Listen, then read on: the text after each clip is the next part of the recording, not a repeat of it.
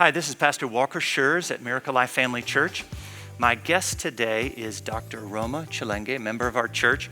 He is the Chief Scientific Officer at the Center for Infectious Disease Research in Zambia. I think I got that right? You got it right. What that means is he really knows what he's talking about.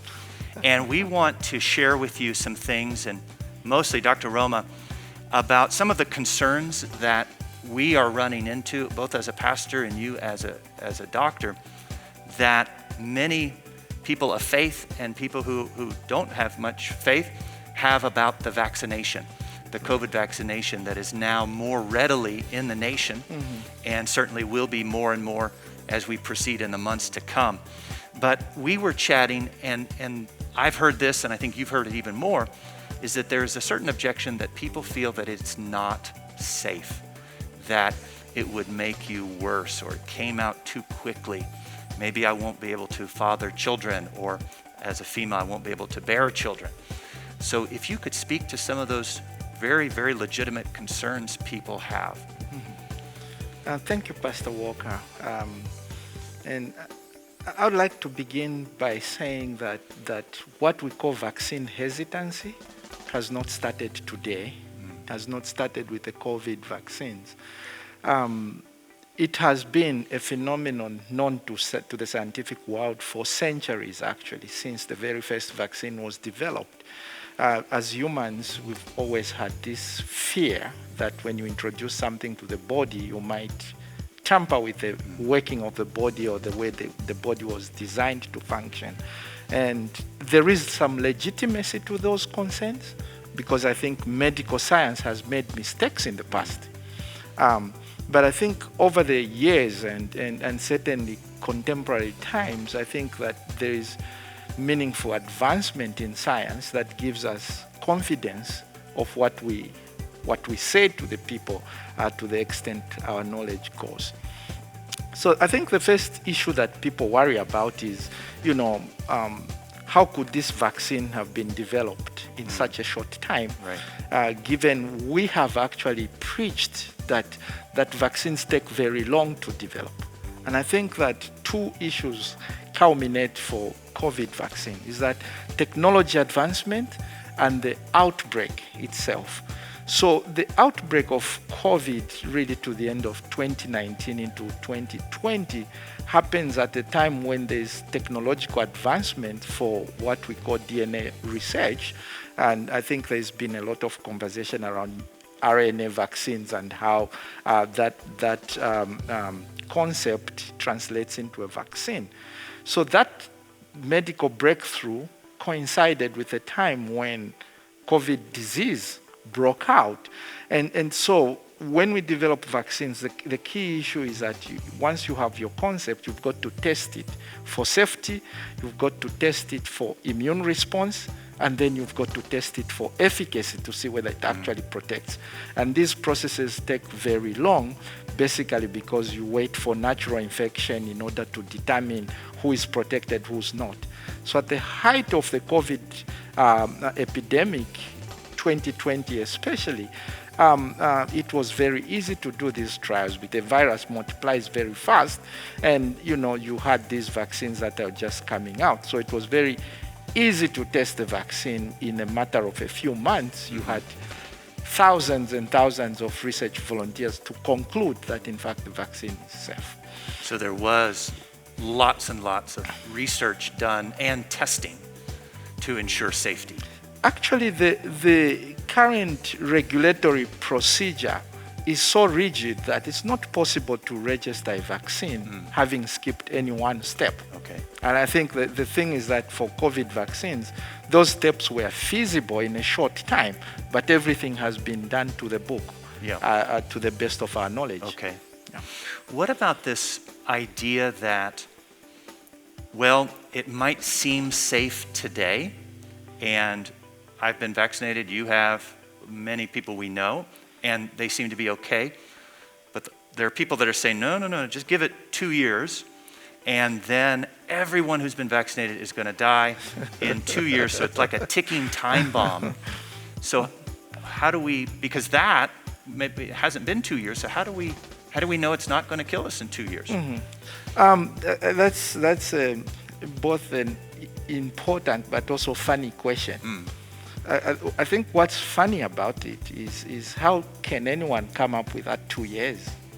How did they think 2 years is ago? Because nobody has had the vaccine for 2 years yet. Right. So I think there's okay. Yeah. So it's a theory even. Exactly.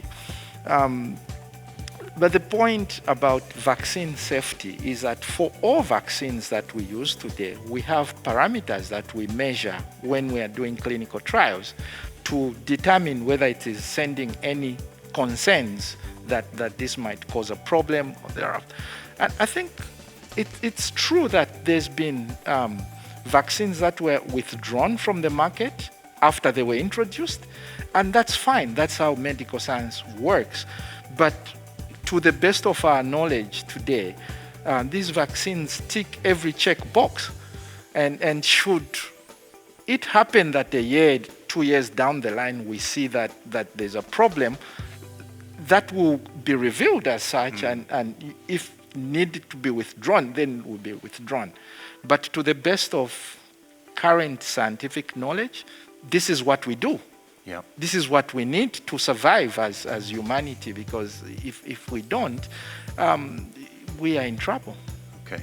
So you believe that the vaccines that are in Zambia are safe for Zambians? That's why I am vaccinated. Vaccinated. Would you have that much confidence for your own family? Absolutely. I've been a practicing vaccinologist for a very long time myself, and in fact, there are vaccines we use today which have reasonable safety concerns, but in dealing with giving vaccine or not vaccine, we always think about what we call the risk-benefit ratio. Right. So the risk-benefit ratio for COVID vaccines far, far outweigh any possible risks. Right. We do have a lot of vaccines for which the risk-benefit ratio is almost in the balance, but because of the potential benefits, we still use it. Right. So for COVID vaccines, there is at the moment, to the best of my knowledge, no reason for people to be hesitant to take the vaccine. Right. It will save your life. It will save the life of your loved ones. Right. Yeah. Yeah. Now, there is another concern that has some history to it, and that is here in Zambia, and I've only lived in Africa for 27 years, but many of these vaccines were developed in the West, and the West has not always been Africa's friend. Sometimes very overtly, but then other times where they pretend to be, but they're not. So what about that concern that this is a conspiracy and there's some evil motives or things that are not being revealed, that it's really going to harm us in the end? I think I would answer this question two ways.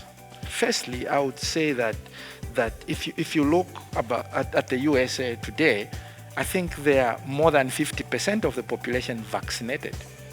And you do have in the US today states which are actually taking off masks now, because at population level, they have reason to believe they are getting safe enough and getting close to normal. Right. Okay? So this is not something they are telling us to do. This is something they are doing themselves. And they're not doing it for sure. I mean, we saw the numbers when the Americans and Italians and other Right. people in the developed countries were dying in thousands by the day. I mean, I think we also the mass graves in Italy. This is something that was inconceivable to the mind just a couple of years ago.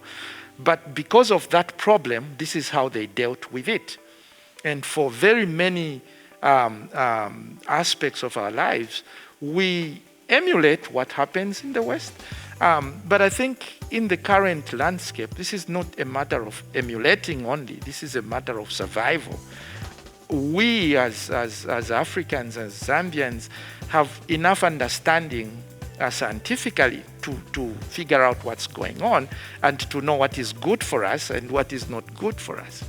At the moment, for me as a scientist, I can say that there's a global threat that if we don't stop COVID transmission, we'll keep having what you hear of new variants, and that will just put life in such a complex place.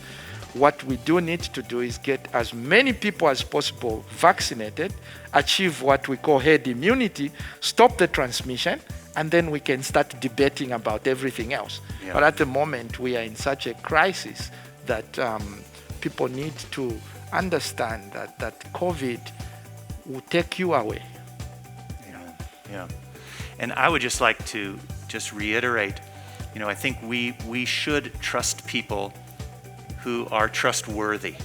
And yourself and your colleagues here in the nation who have decades and decades, not only of training, but experience and in research that I don't have.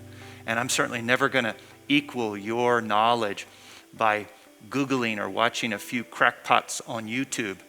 And so I really do trust your wisdom and your judgment. You have no reason to send me the wrong way. And that's one of the reasons why I got vaccinated, because I trust your judgment and the judgment of your colleagues.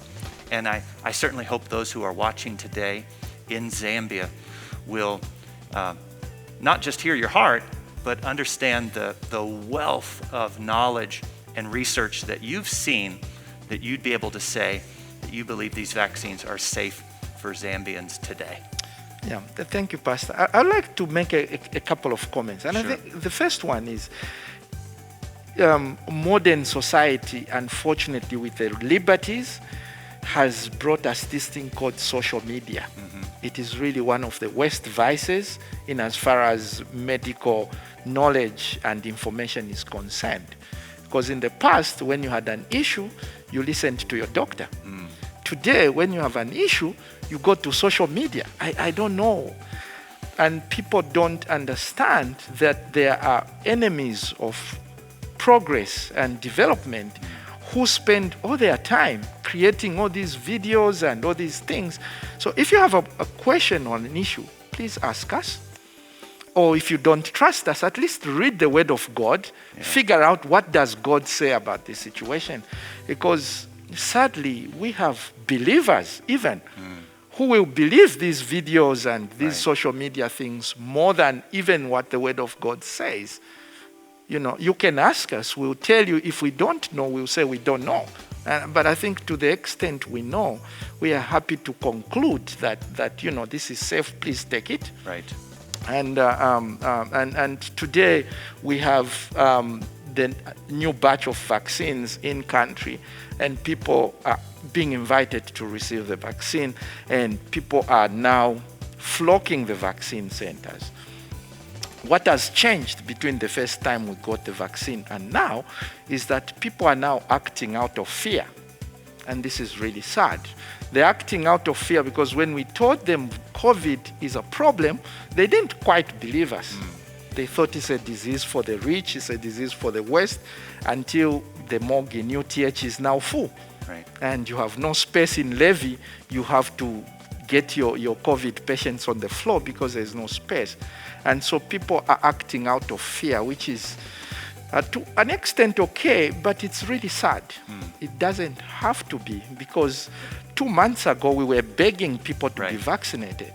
Right. Today you have to wake up at 5 a.m. to stand a chance to access the vaccine. So can we try to use our wisdom and discernment in making judgments about our lives moving forward?